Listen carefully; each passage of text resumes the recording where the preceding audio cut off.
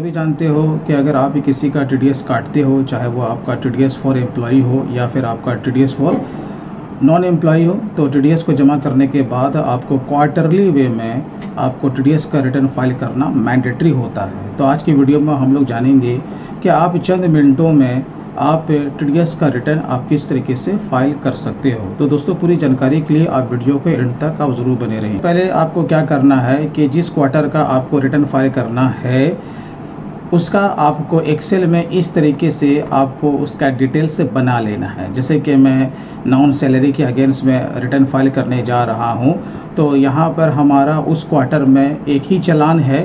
तो आपका हो सकता है कि एक से ज़्यादा चालान भी हो, तो आपको उस क्वार्टर में एक चालान हो या दो चालान हो, आपको सारे चालान का डिटेल्स आपको मंथ वाइज है इसी फॉर्मेट में आपको बना लेना है। जैसे कि नेम है, पैन नंबर है, आपका इनवॉइस अमाउंट है, डिडक्शन डेट है, आपने टीडीएस कितना काटा, कब आपने उसका पेमेंट को क्रेडिट आपने किया, आपने डिपॉजिट कब किया, उसका बीएसआर कोड क्या है, उसका चालान नंबर क्या है, ठीक है, और उसका बाकी जो टोकन नंबर वो आपको रिटर्न फाइल करने के बाद जो मिलता है।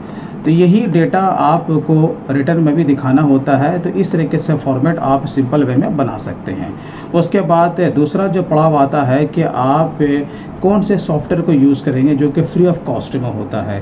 तो इसके लिए आपको सिंपली आपको गूगल क्रोम में जाना है और वहाँ पर जा कर के आपको सॉफ्टवेयर को डाउनलोड कर लेना है। RPU यूटिलिटी आपको यहाँ पर ये डाउनलोड लिंक देना है और इसे इंटर प्रेस कर देना है। ये वाला लिंक आपको यहाँ पर दिख जाएगा, बस सिंपली आपको इस लिंक पे क्लिक कर देना है। यहाँ पर डाउनलोड का ऑप्शन दिया हुआ है, उसके बाद ETDS, उसके बाद क्वार्टरली रिटर्न, और यहाँ पर आपका दिया हुआ रेगुलर या करेक्शन, दो में से कोई भी आप डाउनलोड कर सकते हैं, ठीक है। जब इसे रेगुलर पे आप जब क्लिक कीजिएगा उसके बाद आपको नीचे आ जाना है। यहाँ पर आपको जो लेटेस्ट वर्जन है वो आपको यहाँ पर दिख जाएगा। तो इस वाले लिंक पे आपको सिंपल वे में क्लिक कर देना है, तो ये आपका डाउनलोड हो जाएगा। उसके बाद डाउनलोड होने के बाद ये आपका इस तरीके से यहाँ पर फाइल इसका बनेगा। मैं आपको दिखा देता हूँ कि आप जैसे सी ड्राइव में आप आएंगे, इसे यहाँ पर कॉपी पेस्ट आप इसे कर देंगे।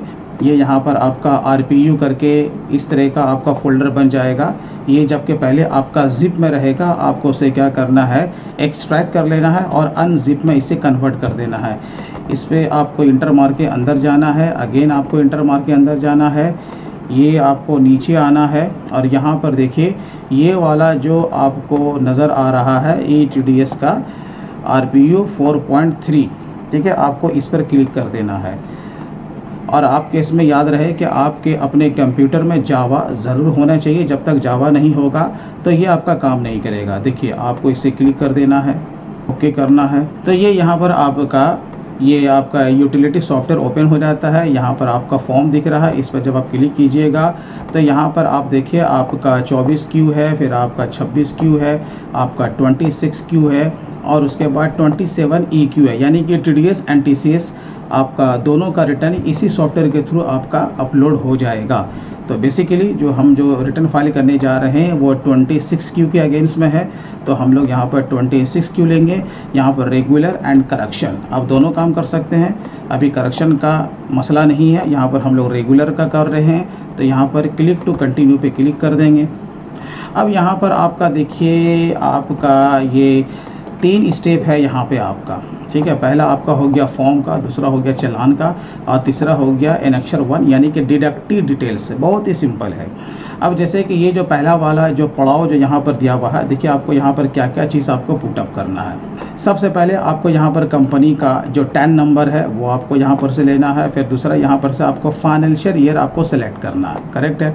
असेसमेंट ईयर आपका बाय डिफ़ॉल्ट आ जाएगा। फिर जो मैंडेटरी फिलअप है आपको उसी में फोकस करना है, बाकी ये सब ऑप्शनल है। यहाँ पर आपको परमानेंट अकाउंट नंबर डालना है। ये किसका आप लोग डाल रहे हैं, पार्टिकुलर जो स्टेटमेंट है जो कि कंपनी का डिटेल्स है, ठीक है, वो यहाँ पर आपको डालना है। यानी कंपनी का टैन नंबर, कंपनी का पैन नंबर, यहाँ पर से फाइनेंशियल ईयर और असेसमेंट ईयर बाय डिफ़ॉल्ट हो जाएगा। और यहाँ पर आपका जो नेचर होगा कंपनी का वो आपको यहाँ पर ले लेना है। यानी कि टाइप ऑफ डिडक्टर क्या है, आप इंडिविजुअल हैं, फर्म है, क्या है वो आपको यहाँ पर पुटअप करना है।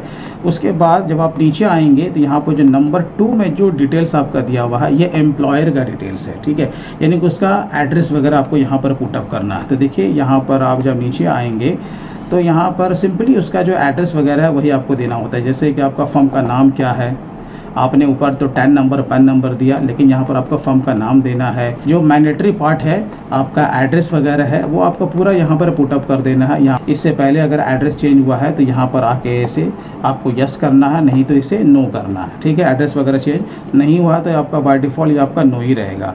ये तो आपका हो गया दूसरा पार्ट। उसके बाद जब आप नीचे जब यहाँ पर जब आप आएंगे ये थर्ड वाला पार्ट है, ठीक है।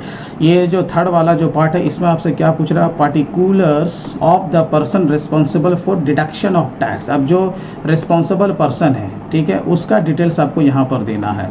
रिस्पॉन्सिबल पर्सन का नाम आ जाएगा, रिस्पॉन्सिबल पर्सन का जो पैन नंबर है वो यहाँ पर आ जाएगा, उसका डिजिग्नेशन यहाँ पर पुटअप करना है, ठीक है। यहाँ पर उसका एड्रेस आ जाएगा। अगर ऊपर का ही सेम एड्रेस है तो यहाँ पर सेम एज अबव कीजिएगा तो बाय डिफ़ॉल्ट सब कुछ नीचे आ जाएगा, ठीक है। और यहाँ पर has address changes since last return तो नो, तो यहाँ पर मोबाइल नंबर ये सब आपको यहाँ पर फिलअप कर देना है। देखिए ये जब आप जो तीनों को आप जब फिलअप कर लेते हैं तो इससे आपका क्या फॉर्म बनता है, फॉर्म नंबर 27A, यानी कि इसमें कंपनी का डिटेल्स यानी कि डिडक्टर और जो रिस्पॉन्सिबल पर्सन है उसका डिटेल्स प्लस कंपनी का डिटेल्स इसमें चला जाता है, करेक्ट है। तो आपको ये फिलअप कर लेना है। तो चलिए मैं भी तेज़ी से फिलअप कर लेता हूँ। तो देखिए इस तरह का डिटेल्स आपका आ जाएगा और ऑफ कोर्स यहाँ से आपको क्वार्टर को जरूर सेलेक्ट करना है। जैसे कि हमारा क्वार्टर 1 है वो आपको यहाँ पर से सेलेक्ट कर लेना। यहाँ पर देखिए फर्म को मैंने लिया है तो यहाँ पर सारा डिटेल्स आपका आ चुका है। तो यहाँ पर आपको TDS का फिगर यहाँ पुटअप करना है। यहाँ पर सरचार्ज वगैरह जो होगा वो आपके चालान के डिटेल्स में आपको दिख जाएगा। तो यहाँ पर इंटरेस्ट वगैरह कुछ भी नहीं है तो आपको यहाँ पर से आगे बढ़ जाना है। और ऑफ कोर्स यहाँ पर आपको BSR कोड यहाँ पर से पुटअप करना है और यहाँ पर date on which amount deposited through challan, आपने किस तारीख को ये टैक्स का आपने पेमेंट किया है वो यहाँ पर से पुटअप करना है। और यहाँ पर आपको चालान का जो सीरियल नंबर है वो आपको पुटअप करना है। और यहाँ पे ऑफ कोर्स जो आपका यहाँ पर आने वाला है ये जो मेजर ऑफ हेड जो है वो आपको 200 यहाँ पर लेना है। ये सारा आपको चालान का डिटेल्स जो कि मैंडेटरी है वो आपको फिलअप कर देना है। और जहाँ जहाँ आपका खाली है वहाँ पर आपको 0 पुटअप कर देना है। उसके बाद जो लास्ट आपका आता है डिडक्टी का डिटेल्स आपको इसमें चले आना है। अब देखिए इसमें मोस्ट इम्पॉर्टेंट चीज़ क्या है कि आपको इसमें रो को इंसर्ट करना पड़ता है। जब रो को इंसर्ट करेंगे तो आपको देखना पड़ेगा एक चालान में कितना डिडक्टी है। अगर मैं इस चालान की बात करूं तो अब यहाँ जो 6671 रुपया है तो इसमें 2 हमारा डिडक्टी है, राइट, 2 डिडक्टी है। तो यानी कि एक चालान में हमारा 2 डिडक्टी हो गया। तो आपको क्या करना पड़ेगा, इंसर्ट रो पे क्लिक करना है और यहाँ पर देखिए चालान आपका आ गया ना। आपको क्या करना पड़ेगा, ये जो आपका दिया हुआ नंबर ऑफ डिडक्टी रिकॉर्ड आपको यहाँ पर 2 पुटअप करना है। देखिए यहाँ पर 2 पुटअप करेंगे और ओके कर देंगे तो क्या होगा, सेम आपका चालान का यहाँ पर 2 रो आपका इंसर्ट हो गया है। आप सिंपल वे में आपको क्या करना है, यहाँ पर आपको सेक्शन के अंडर में आना है। जिस सेक्शन के अंतर्गत आप रिटर्न फाइल करने जा रहे हैं, जिस सेक्शन के अंतर्गत आपने TDS काटा है वो सेक्शन आपको यहाँ पर से लेना पड़ेगा। जैसे कि हमारा जो है वो कॉन्ट्रैक्टर के अगेंस्ट में है तो हम यहाँ पर आएंगे और 94C को यहाँ पर से सेलेक्ट कर लेंगे, ठीक है। यहाँ पर देखिए डिडक्टी का रेफरेंस नंबर अगर आप देना चाहें तो दे सकते हैं, अदर देन ये मैंडेटरी नहीं है। यहाँ पर आपको उसका पैन नंबर पुटअप करना है। यहाँ पर name of the deductee, name of the deductee आप कुछ भी यहाँ पुटअप करेंगे वो ऑटोमेटिक वहाँ से वो पकड़ लेगा, ठीक है। तो यहाँ पर आप कॉपी पेस्ट का भी सहारा आप ले सकते हैं, जो भी फॉर्मेट है आपका। और नेम ऑफ द जो डिडक्टी है वो आपको नेम आपको पुटअप कर देना है। अगर आपके शीट में पूरा डिटेल में है तो कॉपी पेस्ट कर लेंगे, नहीं तो हम टैप भी कर सकते हैं। अब यहाँ पर दिया हुआ डेट ऑफ पेमेंट क्रेडिट, ठीक है, यानी कि किस तारीख को आपने इसका पेमेंट को अपने बुक में क्रेडिट दिखलाया है। तो हम यहाँ पर जैसे मार रहे हैं 30/6/2022 है। अमाउंट पेड क्रेडिट, कितने अमाउंट को आपने क्रेडिट दिखलाया है वो, बाकी कितना आपने TDS काटा है। सरचार्ज कुछ नहीं है, एजुकेशन सेज आपका कुछ नहीं है। आपको आगे बढ़ना है, बाय डिफ़ॉल्ट यहाँ पर आ जाएगा। यहाँ पर डेट ऑफ डिडक्शन, आपने किस तारीख को TDS काटा है, तो मैंने काटा है 30/6/2022 को। और यहाँ पर आपका जो रिमार्क्स है वो आप यहाँ पर से कुछ भी ले सकते हैं। आपकी मर्ज़ी है, यहाँ पर कोई ऐसा मैंडेटरी नहीं है कि कुछ लेना है। और यहाँ पर डिडक्टिव कोड यानी कि जिसका आप TDS काटा वो कौन है, कंपनी है या फिर उसके अलावा है। तो ऑफ कोर्स ये कंपनी है, बड़ी है, तो यहाँ पर हम लोग 01 लेंगे, नहीं तो हम लोग क्या लेते हैं, जब इस पर क्लिक करेंगे 02 आपको दिखता, ठीक है। उसके बाद रेट, ऑफ कोर्स आपको रेट देना है तो 2% यहाँ पर लेना है, क्योंकि कॉन्ट्रैक्टर के अगेंस्ट में 2% का TDS कटता है। यहाँ पर सर्टिफिकेट नंबर अगर आपको देना है, जब TDS का सर्टिफिकेट जब इशू होगा तो उसमें छप के आएगा।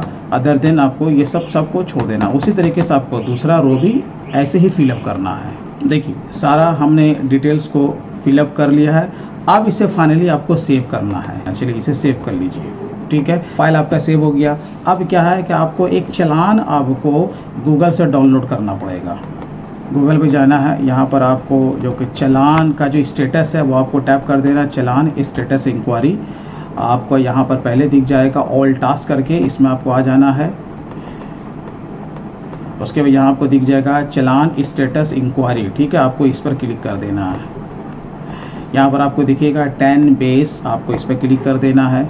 यहाँ पर से अपने कंपनी का 10 नंबर है और जो पीरियड है वो आपको लेना है कि यानी कि जो चालान है वो कौन सी पीरियड में वो आपको यहाँ पर ऑनलाइन दिखेगा, यानी कब इसका पेमेंट हुआ, ठीक है। तो हम इसे देखेंगे 1 अप्रैल, क्योंकि हमारा फर्स्ट क्वार्टर है, तो 1 अप्रैल 2022 लेंगे। और हमारा जो पेमेंट हुआ है वो 22 तारीख को थोड़ा सा डिले हुआ है, तो हम यहाँ पर ले लेंगे 24 तारीख तक हम ले लेंगे, क्योंकि 1 से 2 दिन भी कभी कभी लग जाते हैं उसका इफ़ेक्ट आने में। तो हम यहाँ पर ले लेंगे जुलाई 22, ठीक है। और यहाँ पर इसका जो कैप्चा है वो आपको सही से पुटअप कर देना है। व्यू चालान डिटेल्स पे आपको क्लिक करना है। देखिए यहाँ पर आपको 2 चालान दिख रहा है। एक तो पहला चालान आपका 31/5 का ही दिया हुआ रिसीव डेट, और दूसरा 22/7 का। तो हमारा इस फाइनेंशियल ईयर का जो है पहला क्वार्टर का वो हमारा ये वाला, तो आपको अपने एक्सेल शीट से उसे मैच कर लेना है कि यही है ना। देखिए चालान नंबर यहाँ पर 710 दिया हुआ, ठीक है। तो यहाँ पर आपको वो अमाउंट आपको डालना पड़ेगा। तो जैसे मैंने फिगर यहाँ पुटअप कर दिया, आपको यहाँ बॉक्स पे चेक मार्क कर देना है। उसके बाद कन्फर्म अमाउंट पे आपको क्लिक करना है। इसका माने ये देखिए आपका अमाउंट मैच हो गया। अगर मिस मैच होता तो फिर आपको दिखा देता। तो वो आपका जो चालान था एक और वो यहाँ से हट गया, वही ज़रूरी है, क्योंकि हमें सिर्फ इस क्वार्टर के लिए एक ही चालान को लेना है, ठीक है। उसके बाद आपको ये डाउनलोड चालान पे आपको क्लिक कर देना था। ये आपका CSI फाइल आपका डाउनलोड हो जाता है। बस इसी फाइल को आपको वहाँ पे लिंक करना है। अब यहाँ पर आएंगे, यहाँ पर क्रिएट फाइल दिया हुआ है। आपको यहाँ पर जो पहला वाला जो ऑप्शन दिया हुआ है, यहाँ पर CSI फाइल को आपको लिंक करना है। ब्राउज़ करेंगे, जहाँ पर आपका CSI फाइल आपने डाउनलोड करके रखा है, आपको सिंपल वे में वहाँ पे चले जाना है। उसके बाद जो दूसरा वाला आपका दिया हुआ है, जो आपका अपना फाइल है जो कि आपने सेव किया है, जैसे Q1, आपको इसे सिलेक्ट करना, देन वैलिडेट। ये देखिए आपका फाइल वैलिडेशन सक्सेसफुली हो चुका है, ओके। देखिए जहाँ पर आपका फोल्डर बना हुआ है, यहाँ पर आपका टोटल फाइल बन के आ चुका है। ये रहा आपका 27A और ये रहा आपका Q1 का जो फाइल बनता है। अब इसी फाइल को हमें क्या करना है, इनकम टैक्स के साइट पे अपलोड कर देना, या फिर कार्बी या फिर NSDL के ऑफिस में ये पूरा फोल्डर को कॉपी करना, लेके जाना है। इसका एक कॉपी का प्रिंट आउट लेना है और कार्बी में जाके इसे अपलोड करवा लेना है। जब आपका ये फाइल अपलोड हो जाएगा तो वहाँ से आपको एक टोकन नंबर यानी कि एक रिसिप्ट कॉपी मिलेगी। उसमें आपका इनवॉइस नंबर दिया रहता है, जिसे हम लोग कहते हैं टोकन नंबर। वो आपको यहाँ पे आना है और वो टोकन नंबर जो आपका लंबा चौड़ा होता है तो वो आपको यहाँ पर से पुटअप कर देना है, ताकि यही टोकन नंबर आपका आगे भी काम आएगा। तो दोस्तों मैं उम्मीद करता हूँ कि आपको ये समझ में आ गया होगा कि TDS का रिटर्न आपको कैसे फाइल करना है। तो चलिए दोस्तों फिर मिलते हैं किसी दिन किसी नए टॉपिक के साथ। तब तक के लिए take care and bye bye.